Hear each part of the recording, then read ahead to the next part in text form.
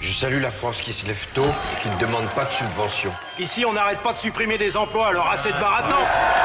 C'est un film crédible, c'est un film distrayant. Il faut d'abord rappeler que c'est la première fois que le cinéma français s'intéresse à un chef d'État en activité.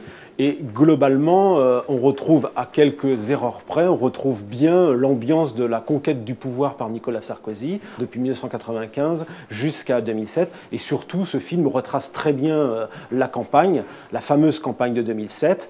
C'est sans doute un peu chronologique, mais globalement, ça respecte bien les différents aspects de cette campagne.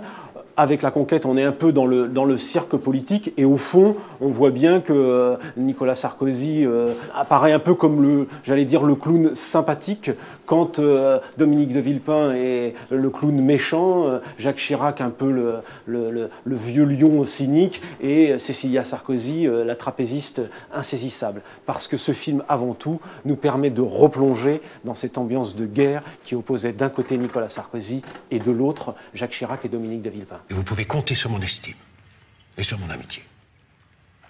Vous savez où je me la garde, Dominique, votre amitié? On est loin du monument d'antisarkozysme annoncé. Globalement, Nicolas Sarkozy s'en tire plutôt bien, mais on peut dire aussi que les sarkozystes qui verront ce film seront soulagés et les antisarkozystes retrouveront aussi les critiques qui sont souvent faites au chef de l'État, du Karcher à la nuit du Fouquet's.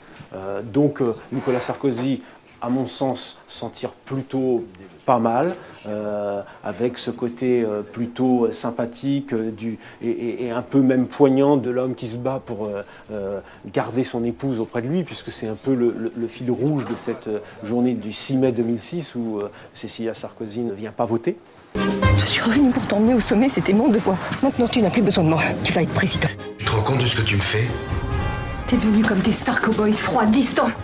Tu pars pas comme ça sur un coup de tête! Je pars pas sur un coup de tête, je pars sur un coup de cœur. Et puis on retrouve surtout la guerre autour de l'affaire Clearstream. Et finalement, le personnage qui s'en sort le moins bien, c'est plutôt Dominique de Villepin, qui apparaît comme le menteur, l'homme des coups montés, avec comme chef un peu Jacques Chirac qui tire les ficelles en coulisses. Vous voulez la place de Chirac, mais moi aussi je la veux. Ne sous-estimez pas Nicolas, il faut faire attention à lui. Je vais le niquer, ce grand con. Il m'a trahi une fois.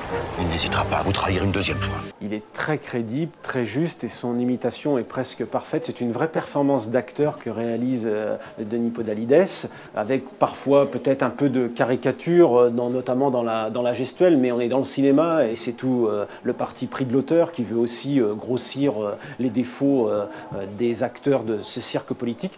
Mention spéciale aussi à Bernard Lecoq pour sa formidable imitation de Jacques Chirac, avec le pantalon remonté à la moitié du ventre. Et puis également mention spéciale pour Dominique Besnéard qui fait une interprétation, même si c'est un petit rôle, de Pierre Charon qui est un des conseillers de Nicolas Sarkozy. Et il y a une scène très hilarante où il joue Ségolène Royal, lui qui fut pendant la campagne le conseiller de Ségolène Royal, et là il joue face à Nicolas Sarkozy, il prépare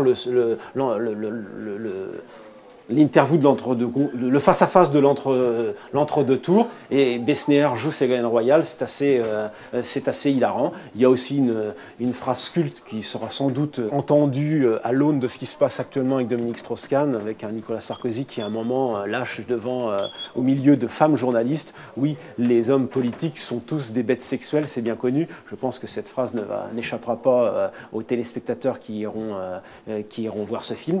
Là, où est-ce qu'il est tiré, Henri? Tu vois la pluie qui chante en bas, en train de marcher sur mes plates-bandes. Alors les coulisses de la campagne, c'est sans doute un des aspects les mieux renvoyés dans ce film, à la fois avec ses conseillers, mais aussi avec les journalistes. Il y a plusieurs scènes où on voit les journalistes autour de lui. C'est parfois d'ailleurs avec quelques petites erreurs, mais enfin il y a la scène où il chante au milieu des journalistes à la Baule. Il y a aussi la scène où dans l'avion, et ça ne se passe pas dans un avion puisque c'est avec moi qu'il discutait, il fait la violente critique sur les sumos. Donc c'est plutôt assez crédible la relation avec les journalistes. Et puis il y a cette scène assez hilarante où les journalistes suivent une balade en vélo de Nicolas et Cécilia Sarkozy avec un confrère qui pose les questions. Tout ça est assez crédible, même si parfois on bascule un peu dans la caricature. Putain, je suis entouré de connards! Hein, n'oubliez pas, je suis une Ferrari. Quand vous ouvrez le capot, c'est avec des gants blancs. Vous voulez la place de Chirac, mais moi aussi je la veux.